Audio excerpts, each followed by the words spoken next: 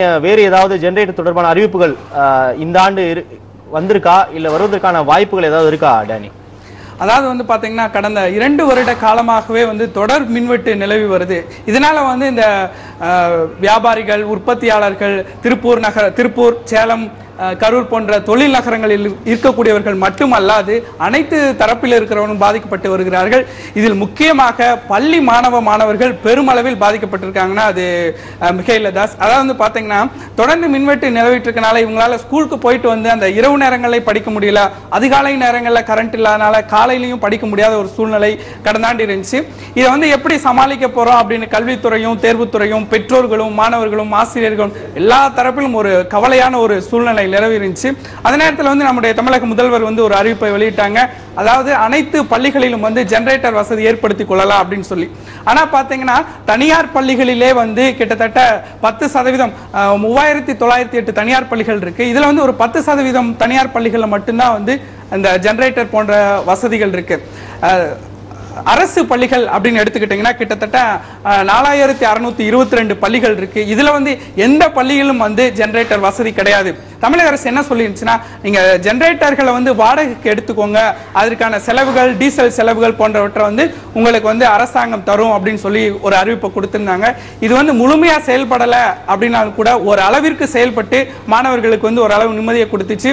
ஆனாலும் கூட இந்த விடை திருத்துதல் போன்ற காரியங்களுக்காக ஆசிரியர்கள் ரொம்ப பாதிக்கப்பட்டிருந்தாங்க. தாஸ் டேனி, போன ஆண்டு நம்ம ஒப்பிட்டு பார்க்கும் பொழுது இந்த ஆண்டு மின்வெட்டு என்பது எந்த அளவிலும் குறைந்திருப்பதா எந்த தகவலும் இல்ல. அதே அளவுக்கு மின்வெட்டு தான் இப்போ இருக்கு இல்லையா? கண்டிப்பா. அப்போ இந்த ஆண்டு வந்து ஜெனரேட்டரோட தேவை என்பது மிக மிக ஒரு முக்கியமான தேவையா தான் கண்டிப்பா இந்த பள்ளி ஆண்டுகள் இருக்கும்.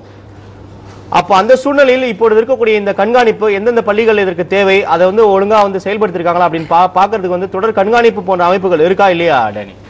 அதாவது இப்போ நிறைய தலைமை ஆசிரியர்கள் வந்து இந்த ஜெனரேட்டர் அப்படின்ற ஒரு விஷயத்தை வந்து ரொம்ப யோசிக்கிறாங்க. என்ன அப்படின்னு பாத்தீங்கன்னா, கடந்த ஆண்டு ஜெனரேட்டர்கள் வைத்துக் கொள்பவர்களுக்கு நீங்க அந்த வந்து அதற்கான செலவு தொகையை நீங்க கொடுத்தீங்கன்னா அதற்கான பணம் உங்கள்கிட்ட தரப்படும் அப்படின்னு சொல்லியிருந்தாங்க. ஆனா இன்றைக்கு இருக்கிற நிலைமையில நிறைய பள்ளி தலைமை ஆசிரியர்களுக்கு இன்னமும் கூட அந்த பணம் சேரவில்லை என்கிற ஒரு குற்றச்சாட்டு இருக்கிறது. அது மட்டுமல்ல, நீங்க கேட்ட மாதிரி அனைத்து பள்ளிகளுக்கும் இந்த ஆண்டு கொடுக்கப்படுமா அல்லது மாற்று ஏற்பாடு செய்யப்படுமா அப்படின்றது வந்து ஒரு பெரிய கேள்வியாகவே இருக்கு. அதுக்கான அப்படி ஜெனரேட்டர்கள் தரும் பட்சத்தில் இந்த ஆண்டு வந்து தலைமை ஆசிரியர்களோ இல்ல பெற்றோர் ஆசிரியர் கல்வி அந்த குழுக்களோ வந்து நிச்சயமா வந்து இதுக்கு ஒரு கண்காணிப்பு குழு கேட்பாங்க அப்படின்னு எதிர்பார்க்கப்படுது.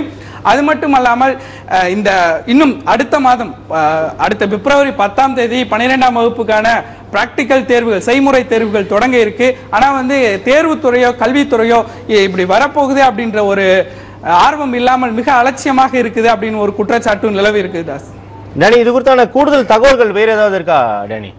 அதான் இப்ப வந்து இந்த குறைவான நாட்களே இருக்கிறதுனால மிக கூடிய விரைவில் தமிழக அரசும் தேர்வுத்துறையும் கல்வித்துறையும் மிக விரைவாக நடவடிக்கை எடுத்து கடந்த ஆண்டை போல மாணவர்களை கஷ்டப்பட விடாமல் இந்த ஆண்டு அவர்கள் ஒரு மன நிம்மதியோடு மின்சாரம் இருக்கிறது என்கிற ஒரு நிறைவோடு படித்து நல்ல மதிப்பெண்களை பெற வேண்டும் அப்படின்றதா அனைத்து பெற்றோர்கள், ஆசிரியர்களுடைய விருப்பமா இருக்கு. தாஸ் நன்றி டேனி, இது குறித்தான உங்களுடைய கூடுதல் தகவல்களுக்கு நன்றி. நன்றி தாஸ்.